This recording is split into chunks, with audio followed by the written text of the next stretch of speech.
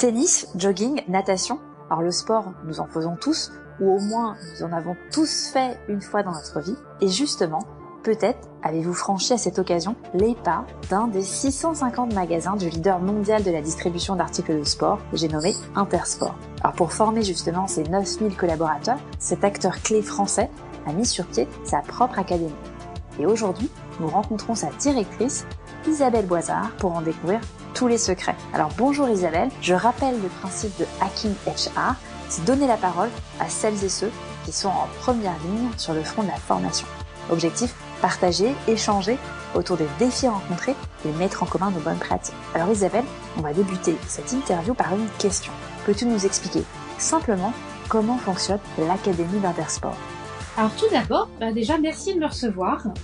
C'est un vrai plaisir de pouvoir parler de les deux passions en fait qui m'animent. La première qui est la formation et le deuxième c'est le retail.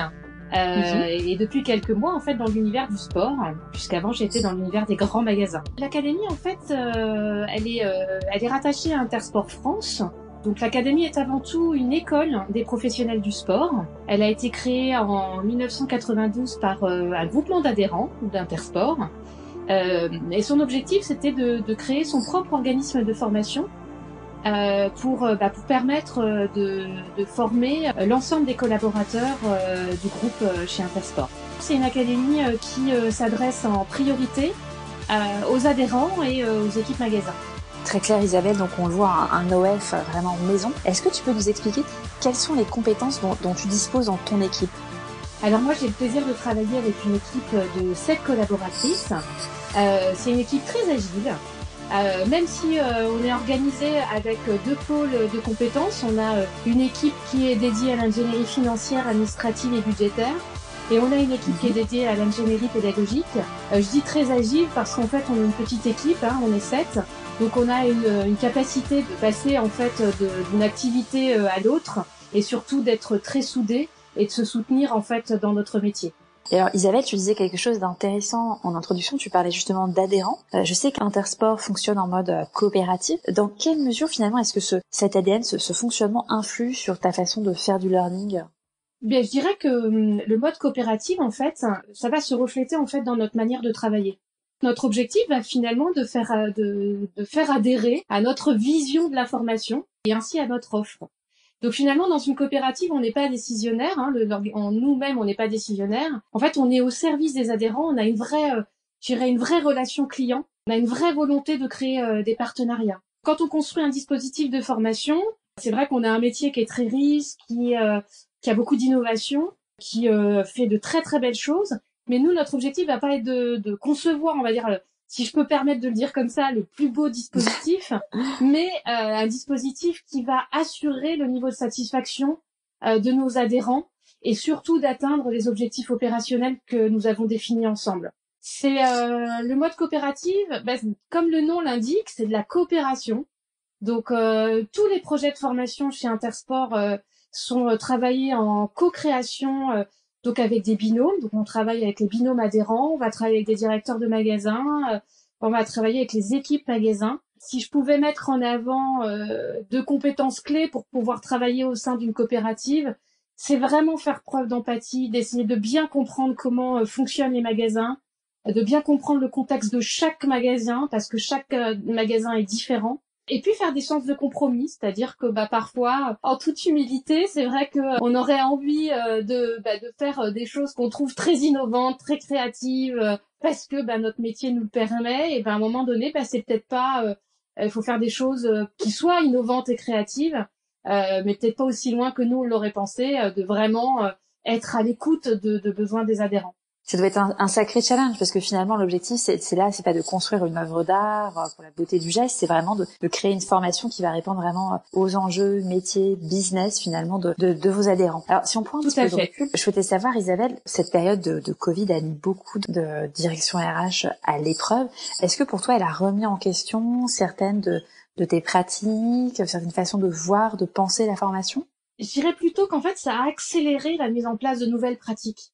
On croyait énormément effectivement au télétravail et à la formation à distance, qui a fait et qui fait toujours d'ailleurs ses preuves depuis quelques années. Mais c'est vrai qu'on sentait, ce sont des métiers humains, hein, donc nous, le contact humain est essentiel, encore plus dans le retail, dans le commerce. Hein.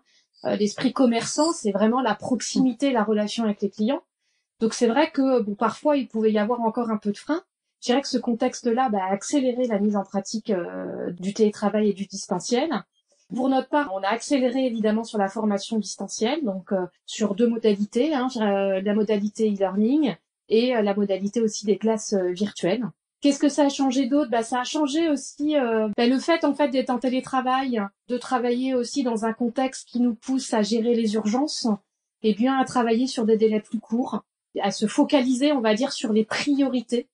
Les priorités du moment ont été de réfléchir à comment accompagner les magasins à la reprise d'activité, qui était essentielle, c'est-à-dire avant même de connaître la date du déconfinement ou de connaître la date de la reprise d'activité. C'est vraiment la première action sur laquelle on a accompagné les magasins. Ça nous a permis de pouvoir créer rapidement 3 modules de formation dans des délais très courts. Donc j'en profite pour remercier toute mon équipe d'avoir su s'adapter à ces contraintes d'urgence, un contexte qui est quand même pas serein, hein, parce qu'on est quand même face à un virus, et puis face à un contexte qui est venu bousculer nos domaines de compétences et nous a poussé à aller dans notre zone d'inconfort. Donc j'en profite aussi de leur dire merci et surtout bravo, puisque on a pu créer 3 modules et relancer l'activité des magasins. Et justement, Isabelle, je voulais t'interroger. Par exemple, là, tu parlais du lancement de ces 3 modules. Est-ce que tu peux nous dire quels étaient ces modules et quel a été le temps de production de ces modules versus le temps habituel de production d'un projet classique ? Globalement, un projet classique, en sachant qu'on n'en gère pas un par un, on en gère plusieurs à la fois. Là, généralement, un projet est entre 5 et un projet e-learning. Un projet e-learning, c'est entre 5 et 20 jours en fonction du contenu et des objectifs qui sont fixés. Là, on a tout créé, je vais dire en 10 jours, 10 jours ouvrés, en 10 jours. Très rapide. Donc, de façon très rapide. Donc c'est vrai qu'il y a eu l'implication de l'ensemble des adhérents avec qui on a travaillé, de la direction et de l'équipe pour pouvoir livrer ces 3 modules et d'être prêt pour relancer les magasins. Donc justement, les 3 modules, en fait, donc le premier, on n'est pas les seuls à avoir travaillé là-dessus, mais on y a travaillé très très tôt, en fait. C'est la reprise d'activité et les gestes barrières. Donc on a dû faire face aussi à l'évolution, hein, puisqu'on connaissait pas tout au démarrage, hein, donc à l'évolution des règles d'organisation, puis des gestes barrières qui étaient connus, mais quels étaient le matériel qui allait être mis à disposition des collaborateurs, dans quelle mesure, etc. Donc on a créé ce premier module. Le deuxième, on en a créé un autour du management, parce qu'il est clair que cette période, elle a été difficile pour tout le monde. Le vécu de chacun est essentiel, en tout cas pour nous, à prendre en compte pour remettre en place des conditions de travail sereines. Donc on a créé un module de formation qui s'appelle Management de crise, à destination de l'ensemble des managers, pour préparer à la fois le retour des collaborateurs, puisque il est important de savoir dans quel état d'esprit chaque collaborateur revenait, de voir aussi comment relancer l'activité à la reprise, donc autour de réunions d'équipe pour donner de la visibilité, du sens et puis refédérer les équipes, et puis de pouvoir les accompagner tout au long de cette reprise qui se fait en pointillé, tout le monde le sait, et c'est, je pense, le même contexte pour tout le monde. La reprise va pas se faire du jour au lendemain, elle se fait de façon progressive. Et le tout dernier qu'on a créé, qui est le lancement en fait du Drive chez Intersport. Donc c'est une nouvelle activité pour Intersport qui permet à nos clients en fait de venir chercher leurs commandes sans contact, directement auprès du magasin. Tu le parlais tout à l'heure justement du télétravail en expliquant que finalement vous étiez très moteur sur ce sujet. Quelle était ta maturité avec le recul sur l'e-learning ? Chez nous, chez Intersport, la culture du présentiel est quand même très ancrée. On parlait tout à l'heure, c'est le contact humain, le présentiel, c'est les échanges, c'est les débats, c'est de voir ses collègues, c'est de partager les bonnes pratiques. Donc c'est quelque chose qui nous anime en fait. Donc c'est vrai que c'est très très ancré chez nous, chez Intersport. Mais quand même, j'ai découvert moi aussi depuis quelques mois une vraie appétence pour les formations en e-learning. Alors ça s'est démontré aussi pendant cette période de confinement, puisque nous on a vu nos chiffres d'e-learning, de formation terminée se développer sur certaines thématiques x2, x3, x5 pour certaines. Ah ouais. Donc donc c'est aussi un signe très très positif sur le fait que le e-learning est en tout cas très attractif et va se développer de plus en plus chez Intersport. Donc voilà, nous à date, on envisage aussi de développer des formations à distance, de là les webinars et les classes virtuelles. Donc ça va nous amener aussi à repenser nos formations qui sont actuellement en présentiel, à dire comment on les transforme pour pouvoir les faire à distance. Et alors justement, Isabelle, là, on est sur la thématique de la formation. Toi, il faut dire, hein, tu es quand même une femme du retail, puisque auparavant, tu étais la directrice de l'Académie des Galeries Lafayette. Voilà. Tout à fait. Alors justement, il y a quelque chose qui m'intéresse, parce que il y a une problématique qui revient dans cet univers, c'est que la plupart des collaborateurs sont sur le terrain, en boutique, à répondre à des clients. Comment est-ce que tu fais pour justement insérer des moments de formation dans leur journée? Effectivement, c'est vrai que et j'ai souvent partagé là-dessus sur le fait que dans le retail, c'est pas simple, puisque notre priorité c'est le client. Donc forcément, les équipes doivent être présentes en magasin pour être disponibles pour le client. C'est vrai que le présentiel, ça impose. Le présentiel, vous recevez une convocation, vous partez pour une journée, pour 2 jours, donc quelque part vous savez que vous serez pas là pour 1 ou 2 journées, donc le magasin peut s'organiser. Le distanciel, c'est différent parce que en fait, c'est plus flexible. Ça amène une certaine flexibilité, c'est-à-dire on vous impose pas une heure, on vous impose pas. On peut ne pas vous imposer une heure. Il y a 2 façons de voir les choses. Dans le monde idéal de demain, parce que on se forme en e-learning. On parle beaucoup de se former sur son mobile, de se former dans les transports. Mais la réalité, elle est pas encore là aujourd'hui. C'est pas vrai. Et d'autant plus dans le retail, c'est-à-dire on peut pas se former quand on veut, ça s'organise en fait. Donc que j'ai pu en tout cas constater, ce que je constate chez Intersport, c'est qu'il y a une forte culture d'entreprise, c'est vraiment une entreprise apprenante, c'est-à-dire qu'ils sont convaincus, nous sommes convaincus que la formation est un vecteur et un acteur clé dans le développement des collaborateurs et dans le développement de l'activité chez Intersport. Donc on a un appui fort de la direction et ça c'est clé pour mettre en place la formation en magasin. Pour la mettre en place, ça s'organise. Donc ça s'organise autour de des relais. Donc il y a des relais en magasin qui ont comme mission de relayer la formation, de communiquer dessus, de donner du sens, d'organiser les formations en magasin. Et puis de notre côté, on essaye de communiquer régulièrement sur toutes les nouveautés, sur toute notre offre.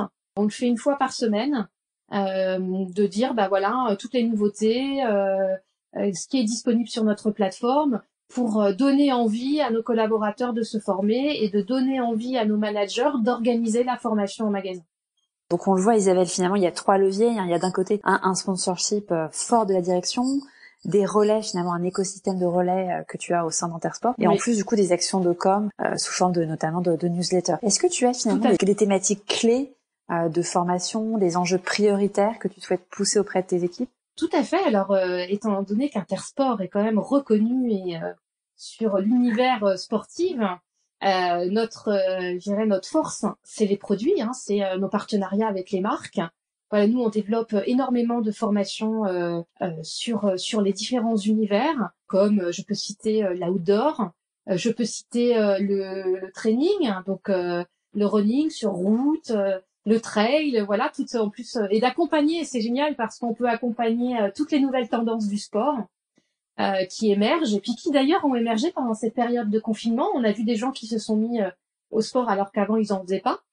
Donc nous c'est l'occasion aussi d'accompagner à travers le développement des compétences cette thématique-là. On travaille avec les marques évidemment, puisque c'est la particularité et la force d'Intersport, c'est le partenariat avec les marques. Donc on construit des modules de formation avec nos partenaires.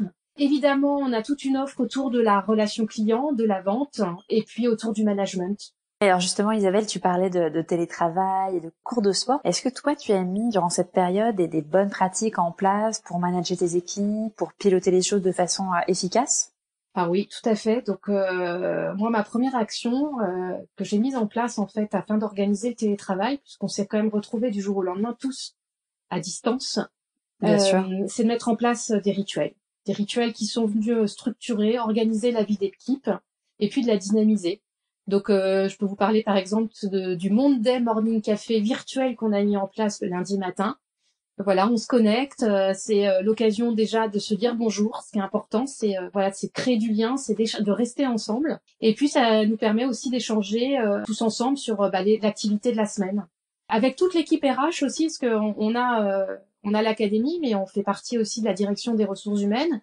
Donc avec toute l'équipe RH, on a mis aussi en place 2 autres rituels. Le café virtuel du mercredi, donc qui coupe un peu la semaine, qui nous reconnecte, puis l'occasion d'échanger de façon un peu informelle. Et puis un dernier contact virtuel qui est le vendredi, voilà, qui permet de clôturer la semaine, de se souhaiter bon week-end, et puis si besoin aussi d'échanger sur ce qu'on a vécu tout au long de la semaine. Voilà. Donc c'est important en tout cas pour nous, pour moi, dans un contexte de télétravail, de maintenir le lien et de maintenir la dynamique d'équipe.